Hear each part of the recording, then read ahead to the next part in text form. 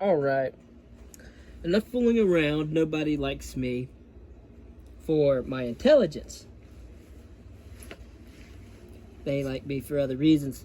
Now, in this video, we are going to cover astronomy, which is the solar system and the universe, and perhaps things beyond the universe.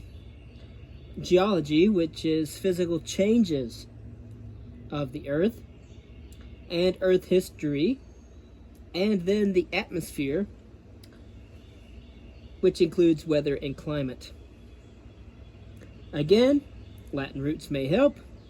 For example, hydro means water, and metric prefixes can help you solve a problem. For example, deci is 1/10, dec is 10, and etc.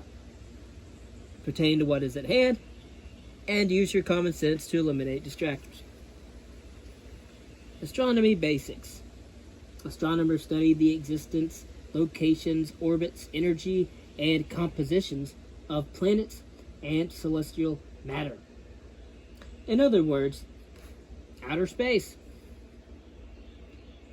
There are three things that we don't know a lot about. We don't know a lot about space. And space can be anything between this medium that I'm using as a platform, or to talk about different subjects, or it could be space out in the atmosphere. It could be space on a desk, or space out in the great beyond. But space is something we don't know a lot about, especially outer space. We don't know a lot about the ocean, oceanography. We don't know a lot about our own oceans. And that's another interesting area to study. And there's another area of study we don't know a lot about, and that's the brain. We don't know a lot about brains, how they work, how they form, how they operate, why they do what they do, and things of that nature. Nevertheless, getting outside outer space, we're talking about, inside outer space, we're talking about the solar wind. The solar wind consists of gases and particles that escape the sun's gravity and create a heliosphere around the solar system. The sun's diameter is approximately 109 times larger than that of the Earth's. And a celestial body is a single structure bound by gravity, with naturally occurring physical existence. Examples would include planets, moons, stars, and asteroids. Jupiter, the planet of Jupiter, has the most moons of all the planets within our solar system. And except for 2 days per year, known as the vernal and autumnal equinoxes, the hours of daylight and darkness are unequal, and that is because the Earth spins on its axis on a tilt. Okay, so Earth rotates on a tilted axis. The 4 terrestrial planets, Mercury, Venus, Earth, and Mars, are mostly made of iron and rock. So iron and rock.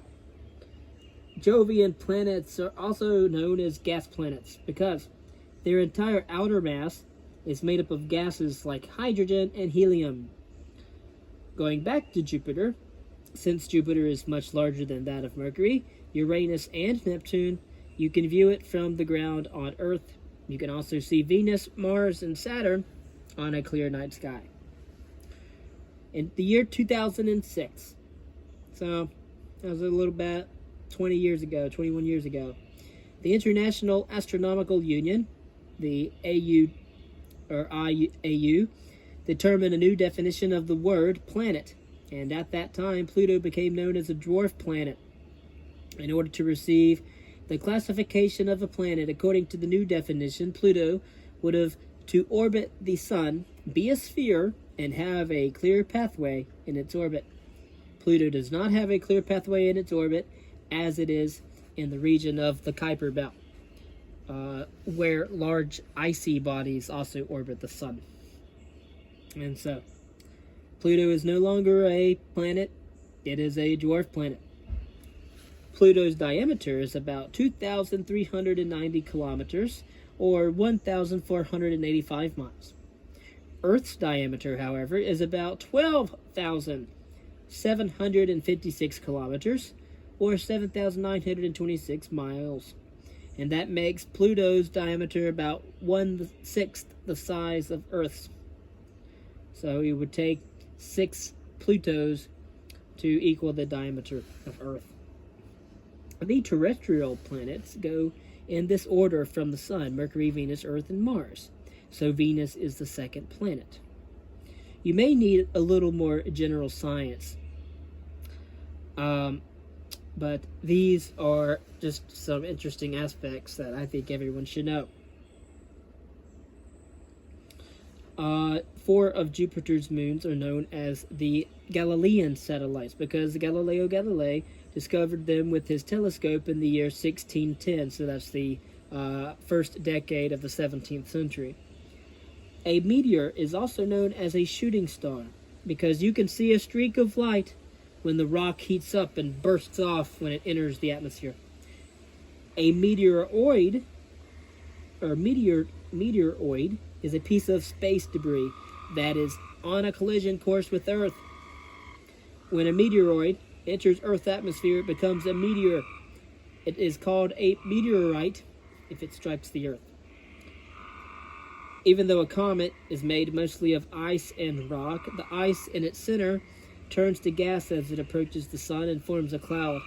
Solar winds push the cloud back, forming what looks like a tail. And therefore, you have vapors from the nucleus blown by solar winds. Halley's Comet is a short-period comet visible to the naked eye. A short-period comet is one that has an orbital period of less than 200 years. People on Earth are able to see Halley's Comet every 75 to 76 years. This comet was last visible in 1986, and astronomers expect it to return in the year 2061. The asteroid belt is a thick band of orbiting asteroids located in between Mars and Jupiter. The asteroid belt consists of several hundred larger asteroids, several 100,000 medium, and millions of tiny, even some as small as a dust particle. The largest asteroid, Ceres, makes up almost 25% of the mass of the entire belt. And then we have minor planets. Scientists often call asteroids minor planets because they, like regular planets, are smaller bodies that orbit the sun. Now we have geology. Geology basics. The Earth's crust is the top layer of the rocky part of the Earth. It varies in depth from a few miles to approximately 30 miles. Found underneath the Earth's crust and above the core, the mantle makes up most of the mass of the Earth. When cracks appear in the Earth's crust, they are called faults. The Earth's core is made primarily of iron. It also contains nickel, and scientists are currently trying to determine whether there is any oxygen or sulfur in the core. The Earth's mantle is made of rock. As tectonic plates shift, magma can force its way through the cracks left behind. Magma can push through the weakened or cracked crust, causing a volcanic eruption. Lava is magma that has erupted onto the Earth's surface and it is comprised of molten rock. And tectonic plates again, which we've talked about, they're shifting, forcing magma its way through the cracks left behind. Tectonic plates are rough-edged parts of the Earth's crust, and they are constantly moving. Sometimes the rough edges are stuck together while the plates continue to move.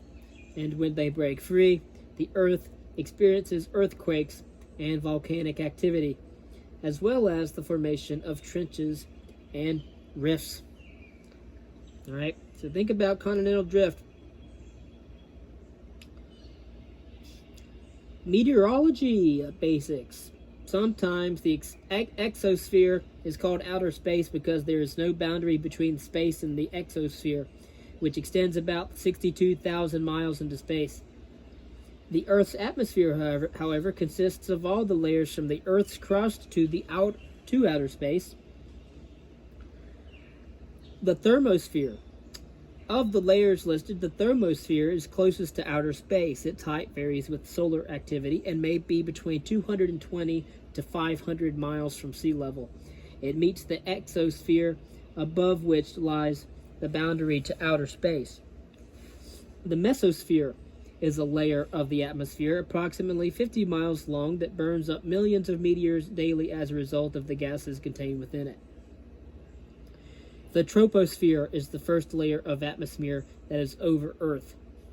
Okay, think of the tropics. It extends about 4 miles up from the north and south poles and about 12 miles up from the equator.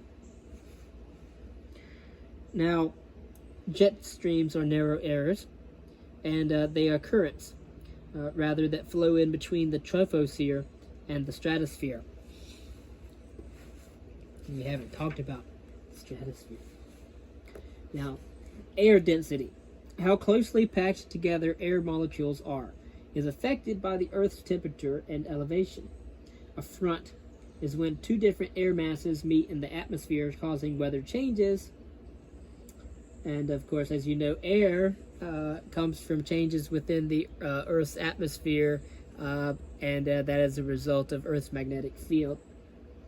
A barometer measures atmospheric pressure, and anemometer measures wind, and a manometer measures pressure of gases and vapor in the atmosphere.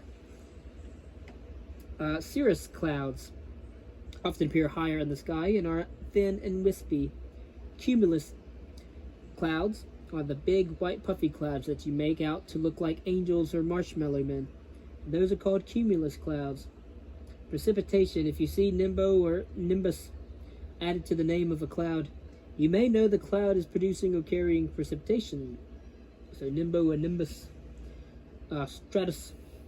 Stratus clouds are low-hanging, broad, and flat. They often look like heavy fog that doesn't quite hit the ground. Oftentimes, they might resemble a gray blanket.